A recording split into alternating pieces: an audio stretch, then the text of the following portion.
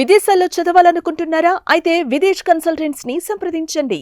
ఇయాల ఒక్కొక్కటిగా సమస్యల్ని పరిష్కరించుకుంటూ ఆర్థిక ఇబ్బందులను అధిగమించుకుంటూ ఈ రోజు ముందుకు నడిపిస్తున్నది ప్రభుత్వం. ఆదాయం పడిపోయింది, అప్పులు పెరిగిపోయినాయి. 69,000 కోట్ల రూపాయలతో 2014లో చంద్రశేఖరరావు గారికి రాష్ట్రాన్ని అప్పజెప్తే 2024 తిరిగి మళ్ళీ కాంగ్రెస్కి అప్పజెప్పేటప్పటికి 7,11,000 కోట్ల రూపాయల అప్పులు చేసిండు చంద్రశేఖరరావు. ఆనాడు సంవత్సరానికి 6,500 కోట్ల రూపాయలు అప్పు చెల్లించేది ఉంటే ఈనాడు ప్రతి నెల 6,500 కోట్ల రూపాయలు నేను అప్పు చెల్లిస్తున్న. సంవత్సరానికి 75,000 కోట్లు ఈరోజు కేసీఆర్ చేసిన అప్పులకు అసలు మిత్తి నేను కడుతున్నా. ఈ సంవత్సరం మొత్తం 75,000 కోట్ల రూపాయలు కట్టిన. ఈయన తెచ్చిన అప్పులకు అసలు మిత్తి కట్టడానికి నేను కొత్త అప్పులు చేయాల్సి వచ్చింది. 60,000 కోట్ల ఇప్పుడు అప్పు చేసి ఇంకో 15,000 కోట్ల రూపాయలు నేను సంపాదించింది కలిపి చంద్రశేఖరరావు చేసిన అప్పుకు నేను కప్పం కట్టిన 75,000 కోట్ల రూపాయలు. ఒక్క రూపాయి తక్కువనా మీరు లెక్కలు అడగండి, అన్ని వివరాలు నేను ఇస్తా. ఇవాళ చంద్రశేఖరరావు మనల్ని అప్పుల కుప్పగా తయారు చేసిన రాష్ట్రాన్ని పరిష్కరించుకుంటూ ఒకటొకటిగా పరిష్కరిస్తూ ముందుకెళ్తున్నా. ఆనాడు ఈరోజు ప్రభుత్వ ఉద్యోగస్తులను నేను అడుగుతున్నా, మీ గుండెల మీద చేయి పెట్టుకొని మీరు ఆలోచన చేయండి. చంద్రశేఖరరావు ఉన్నన్ని రోజులు మీ జీతాలు ఎన్నడు వచ్చినాయో మీరు లెక్క చూసుకోండి. మీ బ్యాంకులో ఖాతా తెచ్చుకొని చూసుకోండి. ఎన్నడూ మీ జీతం వస్తుందో మీకు తెలియని పరిస్థితి. 1 తారీఖు నాడు మీరు తెచ్చుకున్న అప్పులకు బ్యాంకులకు కట్టాలి, పాల పైసలు కట్టాలి, పిల్లల బడి ఫీజులు కట్టాలి, ఇంటి కిరాయి కట్టాలి. ఎన్నడన్నా చంద్రశేఖరరావు ముఖ్యమంత్రి ఉన్నంత కాలం మీకు 1 తారీఖు నాడు జీతాలు వచ్చినాయా? నేను కాంగ్రెస్ పార్టీ అధికారంలోకి వచ్చిన తర్వాత ప్రతి నెల 1 తారీఖు నాడు మీకు జీతాలు వస్తున్నాయా లేదా? ఎవరెవరి ప్రభుత్వ ఉద్యోగస్తులకు ప్రతి నెల 1 తారీఖు నాడు జీతాలు వస్తున్నాయో వాళ్ళు గుండె మీద చెయ్యి పెట్టుకొని జీతం వస్తే నాకు ఓటేయండి, 1 తారీఖు నాడు జీతం రాకపోతే నాకు ఓటేయొద్దని నేను అడుగుతున్నా ఈరోజు ప్రభుత్వ ఉద్యోగస్తులను.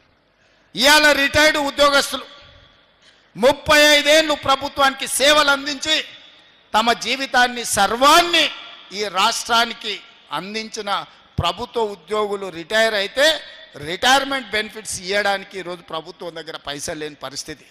రిటైర్డ్ ఉద్యోగస్తులకు 8,000 కోట్ల రూపాయలు బకాయిలు పెట్టి చంద్రశేఖరరావు బకాసురులాగా పారిపోతే ఇవాళ 8,000 కోట్లు తీర్చడానికి ఇవాళ నా నడుము వంగిపోతుంది. ఇవాళ 8,000 కోట్ల రూపాయలు రిటైర్డ్ ఉద్యోగస్తుల బెనిఫిట్స్ ఇవ్వాలి అంటే ఒక ఆయన వస్తాడు, బిడ్డ పెన్లు ఉంది సార్, వెడ్డింగ్ కార్డు చూపించి నా బిడ్డది పెన్లు ఉంది, ఎట్లన్నా నా బెనిఫిట్స్ ఈ సార్ నేను దాచుకున్నవే కదా అని ఒక ఆయన అంటాడు. ఇంకొక ఆయన వస్తాడు, హాస్పిటల్లో నా కిడ్నీ ఆపరేషన్ ఉంది సార్, నా లివర్ ఆపరేషన్ ఉంది సార్, నా డబ్బులు ఎట్లన్నా ఇవ్వండి సార్ అంటారు. ఇది మా సొమ్ము కాదు, అది వాస్తవంగా వాళ్ళు దాచుకున్న సొమ్ము. వాళ్ళు సొంతం కష్టపడి 35 ఏళ్ళు ప్రభుత్వం దగ్గర దాచిపెట్టుకున్న సొమ్ము మొత్తం ఖతం బట్టి ఖజానా ఖాళీ చేసి ఫామ్ హౌస్లో పోయి ఆయన బోర్ల బొక్కల వండుకుంటే ఈ రిటైర్డ్ ఉద్యోగుల బెనిఫిట్స్ ఇవ్వడానికి నెలకు 300-400 కోట్లు ఇవ్వాలంటేనే నాకు గగనమైన పరిస్థితి. ఇవాళ నేను రిటైర్డ్ ఉద్యోగస్తులను అడుగుతున్నా, మీకు నిజంగానే చంద్రశేఖరరావు సరైన సమయంలో చెల్లించుంటే మీకు ఇన్ని కష్టాలు వస్తుండేనా? ఇవాళ అట్లాంటి చంద్రశేఖరరావు మోసం చేసిపోతే ప్రతి నెల నేను ఇవ్వడానికి ప్రయత్నం చేస్తున్నా. రాబోయే సంవత్సరంలో అవసరమైతే నెలకు 1,000 కోట్ల దాకా మీ బకాయిలు చెల్లించి మీ సమస్యలు పరిష్కరించే బాధ్యత నాది. మీరు నమ్మితే నాకు ఓటేయండి, మీరు నమ్మకపోతే మీరు ఇంకెవరికైనా ఓటేయండి. ఒక మాట ఇస్తే మాటకు నిలబడే ప్రభుత్వం కాంగ్రెస్ పార్టీ. మాట ఇచ్చిన సోనియమ్మ తెలంగాణ రాష్ట్రం ఇచ్చింది, మాట ఇచ్చిన రాహుల్ గాంధీ ఇవాళ బీసీ కులగణన చేస్తున్నాడు, మాదిగ వర్గీకరణ చేస్తున్నాడు. ఇవాళ నేను అడుగుతున్న మా బలైన వర్గాలను, చాలామంది చాలా మాటలు మాట్లాడుతున్నారు. ఇక బండి సంజయ్ గురించి అయితే అంతు పొంతు లేదు, ఆకాశం అంతా ఎగిరి దుంకుతున్నాడు ఆయన. బండి సంజయ్ గారు నాకంటే బడా బీసీనే లేడు, నేను మా మోడీ ప్రపంచంలోనే బడా బీసీలం అంటున్నాడు. బడా బీసీలైన మోడీని బండి సంజయ్ నేను అడుగుతున్నా, 12 ఏళ్ల నుంచి మీరే కదా ప్రధానమంత్రి, మీ ప్రభుత్వం ఉంది కదా, ఎందుకు 2021లో జనగణన చెయ్యలేదు?